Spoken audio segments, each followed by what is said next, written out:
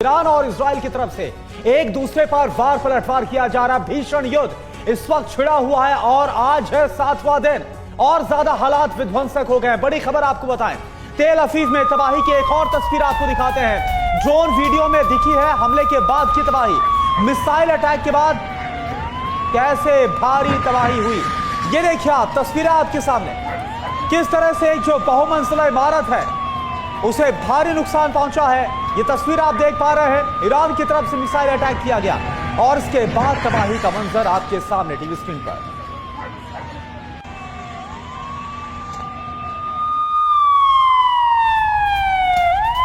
और एक और बड़ी खबर, सोरोका अस्पताल पर हमले की नई तस्वीर आई है। अस्पताल के रिसर्च सेंटर पर गिरी है मिसाइल।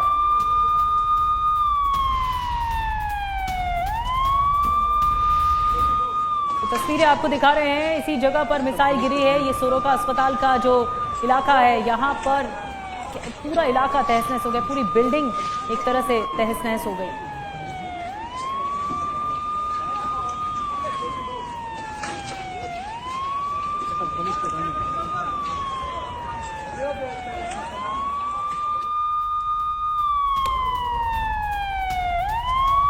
इजराइल के होलोन में बड़ी तबाही, दर्जनों अपार्टमेंट खंडर में तब्दील, 2 कम्युनिटी सेंटर्स को भी नुकसान।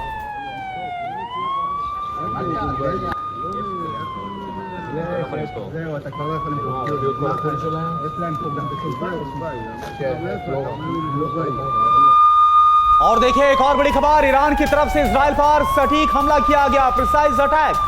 गावियम नेगेव टेक्नोलॉजी पार्क पर यह अटैक किया गया। आईडीएफ के मुख्यालय पर भी हमला किया गया है, तो यह बहुत बड़ी खबर है। ये देखिए आप, जो आईडीएफ का हेडक्वार्टर है वहां पर भी हमला किया गया तेल अवीव में। ये तस्वीरें आपके सामने, यानी कि ईरान की तरफ से 7वें दिन और भी बड़े हमलों को अंजाम दिया जा रहा है।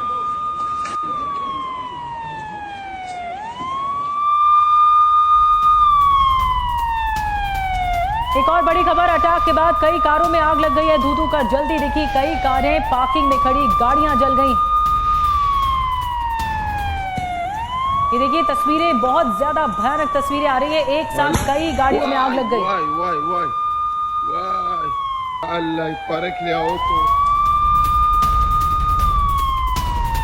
तेल अवीव के एक घर पर गिरी मिसाइल हमले से घर में लगी आग। ईरान ने बैलिस्टिक मिसाइल से किया हमला। हमले के बाद की ये तस्वीरें आप देखिए, घर में कैसे आग लगी है। इस हमले के बाद से ईरान का मिसाइल हमला, मिसाइल की वजह से घर में आग।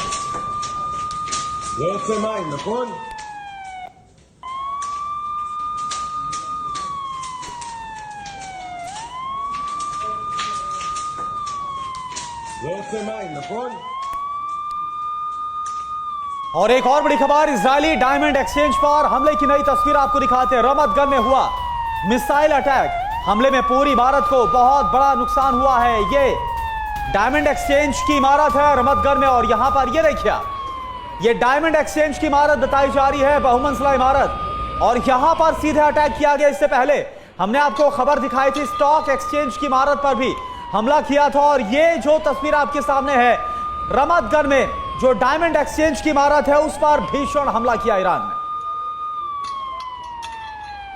एक और बड़ी खबर, तेल अवीव पर हमले के तुरंत बाद की तस्वीरें सामने आ रही हैं। तस्वीरों में दिख रही है तेल अवीव में भारी तबाही, मिसाइल हमले के बाद गाजा जैसी तस्वीर सामने आ रही है।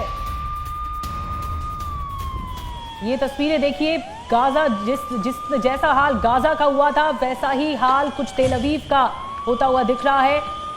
एक साथ कई तस्वीरें आई है। ये देखिए भयंकर तबाही मची है, सड़कों पर कई कारें तहस नहस हो गई हैं, साथ ही कई इमारतों को नुकसान पहुंचा है। और तेल अवीव में मिसाइल गिरने का वीडियो आया सामने, डिफेंस सिस्टम ने मार गिराई मिसाइल।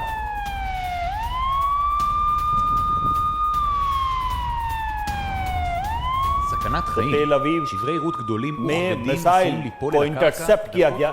ये तस्वीरें आप देखिए, डिफेंस सिस्टम ने इस मिसाइल को मार दिया।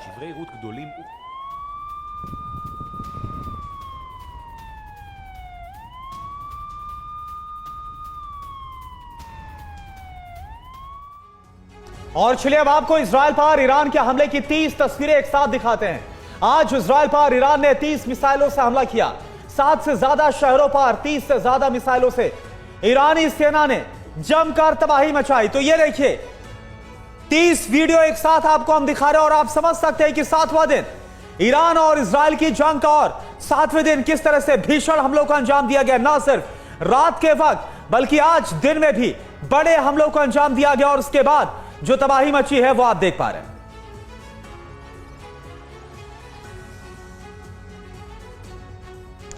तो ये 30 तस्वीरें इस वक्त आपके सामने एक साथ और ये बता रही इस बात की गवाही दे रही है कि ईरान किस तरह से बहुत ही आक्रामक होकर इजराइल के ऊपर हमला कर रहा है। और बड़ी बात यह है कि इन हमलों में इजराइल को भारी नुकसान उठाना पड़ रहा है।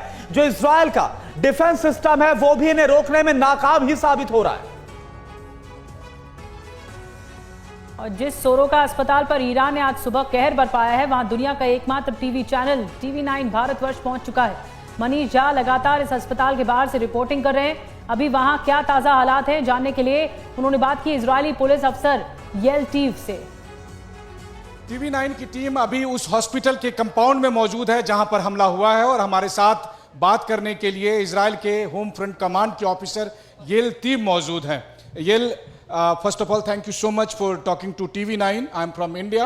It's the largest news network in India. It's horrible to watch whatever happened with this hospital. So, what you would like to say?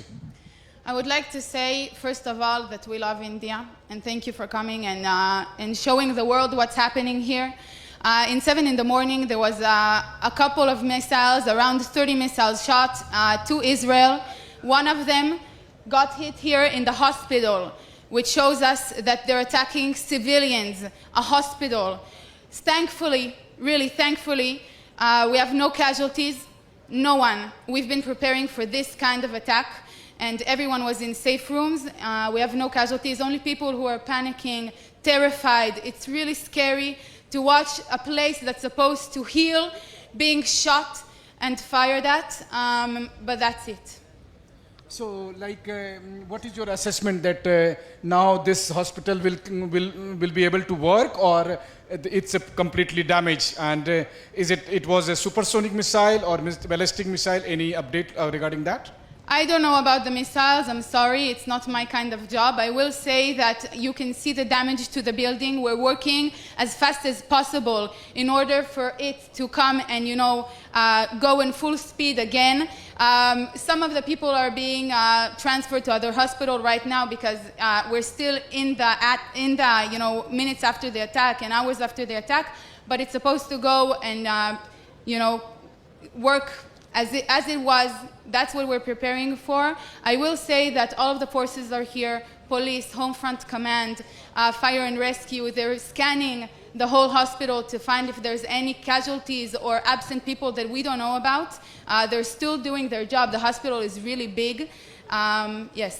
So how many patients were admitted when this attack was happened? I don't know. I will say that because it was 7 a.m., so most of the people didn't come, but the working people were here. The people who've been overnight have been here. And people who have been overnight are people who need hospital. It's not just they came to see a doctor and that's it. There are people who are lying and need help and need to be evacuated. And we're working on it. We're doing our best. It's really very sad to read that the Iranian authorities are saying, while you are here, I am here, many persons are here, and Iranian authorities are saying that it's not hospital. What you would like to say to them?